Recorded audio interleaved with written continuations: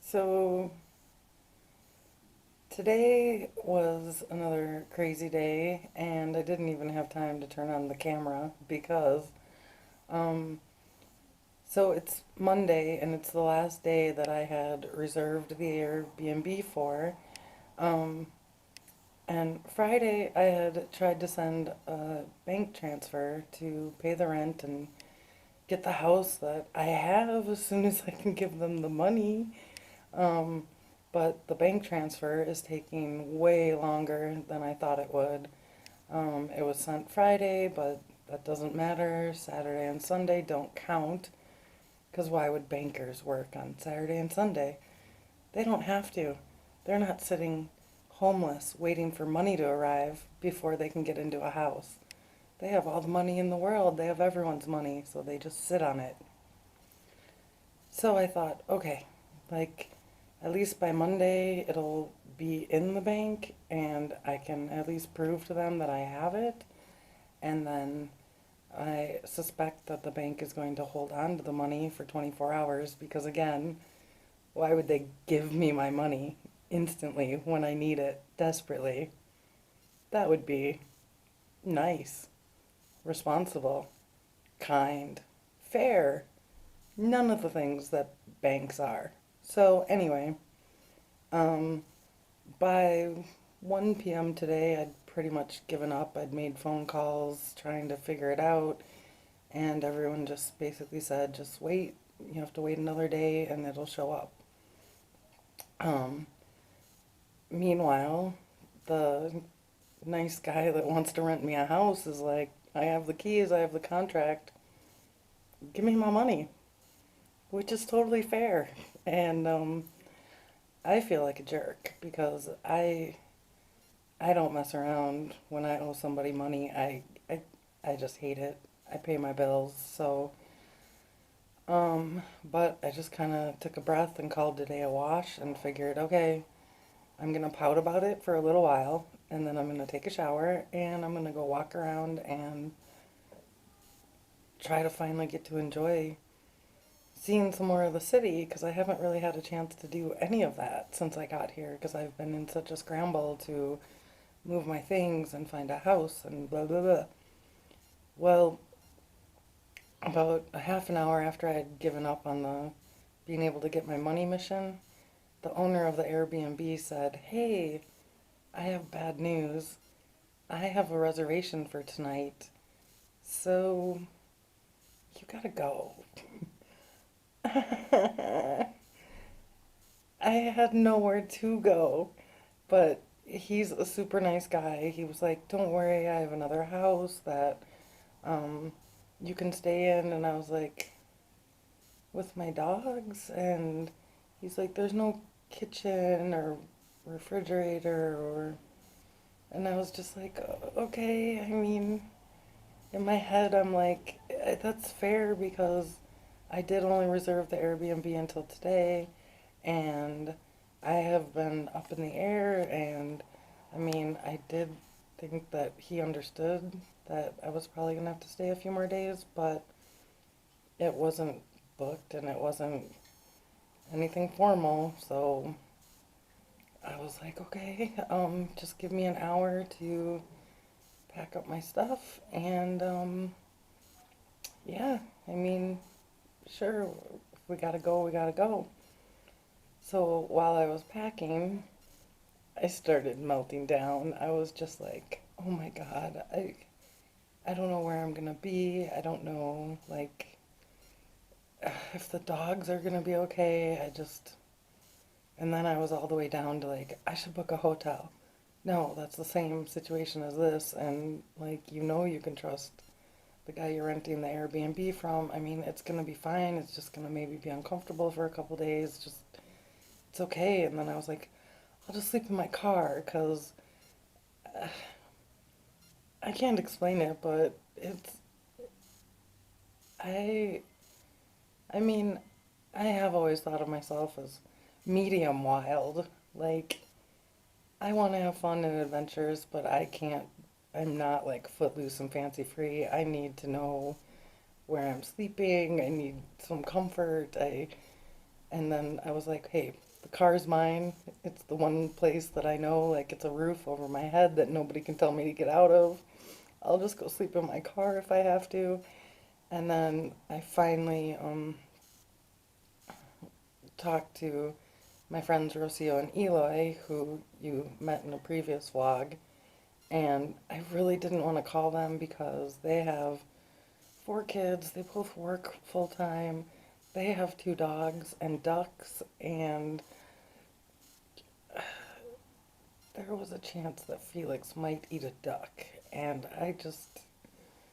I mean, aside from the fact that their lives are crazy and then I'm busting my crazy life in on theirs, which I didn't want to do, and I'm like, and then if Felix eats a duck, and I traumatize their children, like, I mean, I know how to stop Felix from eating a duck, but I just I didn't know. I was like, we can just sleep in your driveway in my car, or the dogs can stay in the car. But Rocio was like, no, don't worry about it. We have a big crate. And I'm like, perfect. Yeah, we can put my dogs in a crate. They're totally chill about that. That would be okay. So then I was like, okay, but now I have to uh, learn how to drive to Eloy and Rocio's house, which is like 30 minutes away from here, and I still have not had the guts to even get in my car or move it since I parked it with the moving guy that helped me uh, put it where it is. I'm just nervous. There's too many things that I need settled, and then I'll have the guts to get in the car and try driving it. But right now, it's too many things. But I was like, guess today's the day I'm going to learn how to drive in Querétaro. Let's do this. So, I had, of course, called Rosie because this was a situation that you need Super Rosie for. And I think she called Jose Luis, and he started to feel bad, which I didn't want, but he came to the door and he was like, Mel, come with me. I have a room that I rent in my house that you might be comfortable in. Will you please just come see it? And then um, if you need to go to your friend's house, that's fine, but just please come see this room. So I'm like, okay, it's fine. I'm like, I'm not mad. It's all cool. He showed me the room and I was like, oh yeah, I mean, it's fine. It was the equivalent of a nice hotel room. Like there wasn't a patio or a fridge, but I mean, I was all the way down to like, I'll sleep in my car in Rocio and Eloy's driveway. So I was like, this is great. Thank you. Perfect.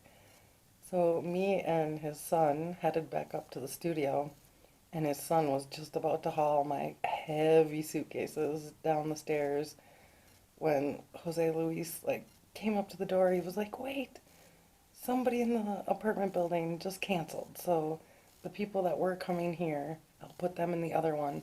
You can just stay. Don't worry, don't worry. I'm sorry that you were upset for a few hours, Mel. I'm sorry." And I was like, dude, touche.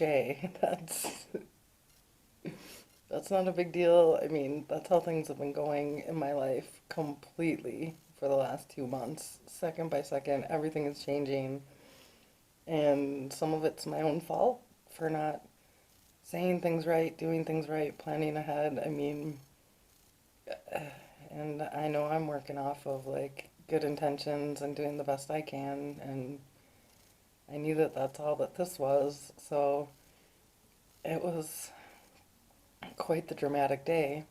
And I wish I could be showing you footage of Querétaro and all that, but pretty much I just packed my suitcases and then found out I didn't have to pack. So I don't know. The landlord at the other house is really excited to get this going, and I did not have the stomach to tell him that I can't even see the money in my account yet.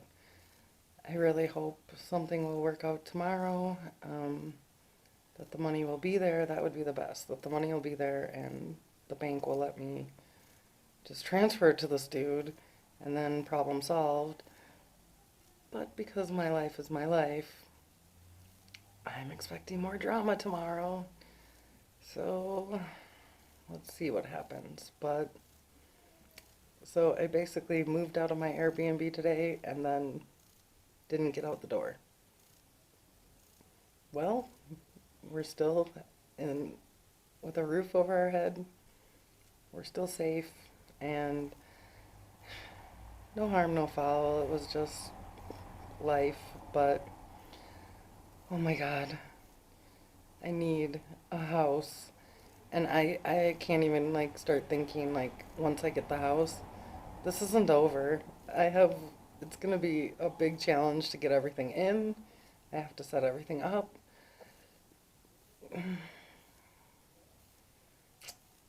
Welcome to Melida. Oi. I sure wish I could let this video end and take a break like you guys can. See you later. There is my car that has not moved since I parked it in over a week. And I keep just looking at it from the patio of my Airbnb. And it's offering me so much comfort. Because if everything goes belly up, it is the only roof over my head that I have right now. But hey man, it's a roof. And it's a place that people can't tell me I can't be in. And people are throwing garbage behind it, which is still cool because it's not all up and down the road. But, oh my God, I got that car from my friend Mo, and it's amazing and awesome because Mo is one of my best friends in the entire world, and she always took care of me in Merida. And I've been looking at that car all day thinking, that's Mo in Querétaro with me, being like, hey man, you'll always have a roof over your head because that silly car is here. I love Fozzie. I don't know when I'm going to be brave enough to move Fozzie out of his space there. But even if I don't have to move him, at least it's a place me and the dogs can live in. Oi, mi vida. And here is the superstar that stood by me all day, stressing out because he didn't know if he was moving, where we were going to go, but always had that calm little face. Wherever you are, as long as you have food, I'm cool.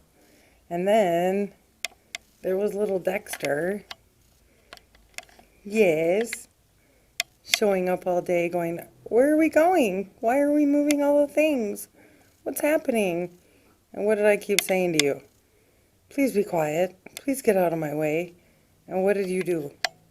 You sat there all day just being like, okay, Mel, whenever you need me, whenever you need us, we're here. And we're still all good. You guys are the best friends ever. Well, I have a lot of cool friends, but you guys are high on the list because you're surviving Melida minute by minute. And you're so good. You want to do treat time? I think it's treat time. All right, let's do treats. That's Felix's excited face. Yeah, this is my happy face.